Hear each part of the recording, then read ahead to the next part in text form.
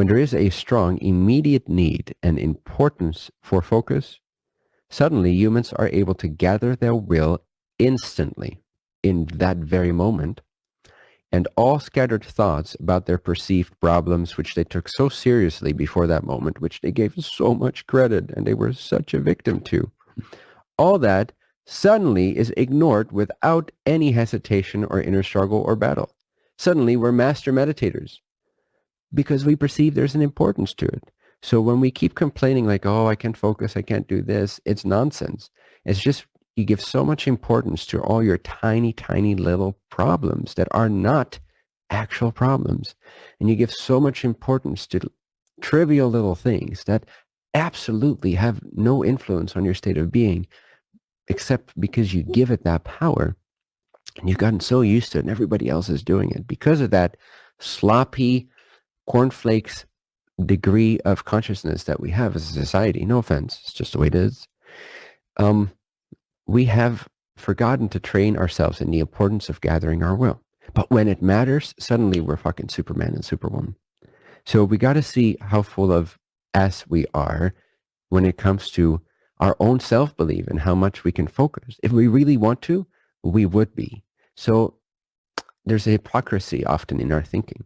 It's just that we give so much importance to things that we know don't really matter, especially not compared to our overall health, well-being, spiritual advancement, and so forth. So, for example, when I used to free dive, people often think like, oh, well, wouldn't you be panicking? Well, that can happen.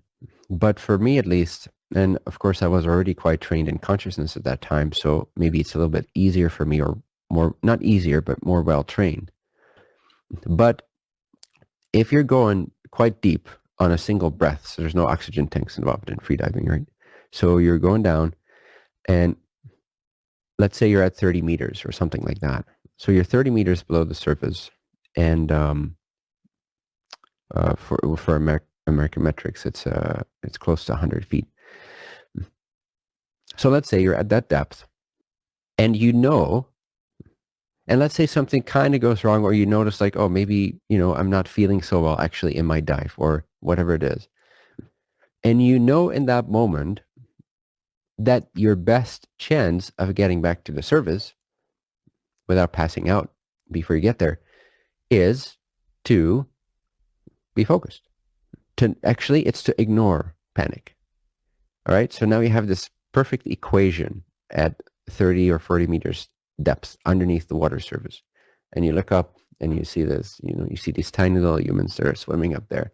And something doesn't quite feel great. You don't feel at your best. Or you feel like, oh, there's just so much contraction of like, which happens during freediving.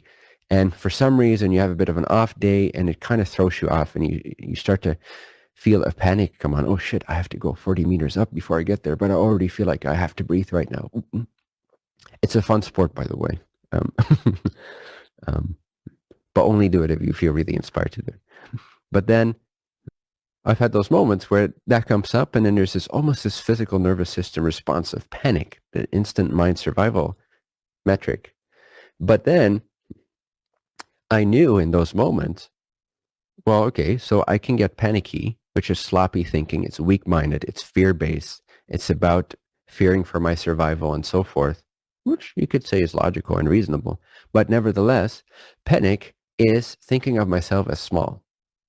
However you want to turn it. Panic is me believing I'm this small, tiny little human being that's a victim of its circumstances, even in that situation. I chose to be there.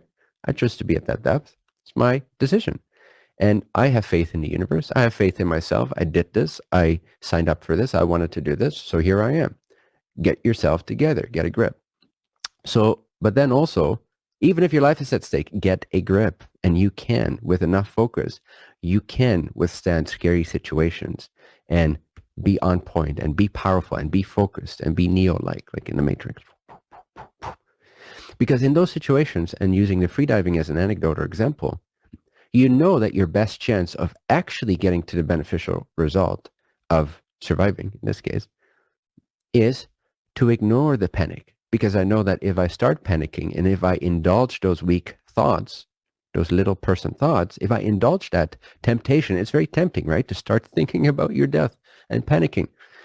But I know if I indulge those thoughts, my chances of getting to the surface are way less because it's going to burn much more oxygen. Very logical choice. So I have the choice between what's actually honorable and beneficial, which is ignore the panic, stay calm. Or it's to start panicking because it's like scratching a mosquito bite itch. Like, oh yeah, man, it's so itchy. I have to scratch it. Oh, I'm so afraid. I have to panic. You really don't. You can harness your will. You are in charge of what you focus on. You are in charge of your free will. You and you alone. Not a single circumstance, not 2 seconds before imminent death. You and you alone determine your well-being. And there's nothing that should throw you off center, ultimately, ideally. Don't, this is advanced, but we'll get there. You can get there. And it's also perceived benefit. You just know, I got to focus, which means I have to ignore all the panicky thoughts. Just ignore it. Just don't think. Boom. So this is the gathering instant will, instant concentration. And I'm using a somewhat extreme scenario to get the picture across. But you see, this can be done on dry land. This could be done being super comfortable and safe in your bed. It really is a matter of will. It's really a matter of conjuring this up by yourself, by seeing the perceived benefit and value and importance in what you choose to focus on every day. Abraham Hicks sometimes said, you guys are so sloppy in your thinking. Forgive us for saying this, but you're so sloppy in your thinking. If a brick would fall on your head every time you have a self-detrimental or negative thought, you would start paying attention. So picture that. Picture that every negative thought, every week, like, oh, poor little me, my finances, my this, my situation. Oh, every time you lack faith in the universe, in the creator, in your creation, in your infinite power, in your true self, every time you choose to indulge in that mosquito bite of lack beliefs, and they can be tempting because you can start feeling things, remembering things, trauma can come up and so forth. But when it really matters, you have the ability to say no, even to all your cylinders, fear cylinders firing off at the same time.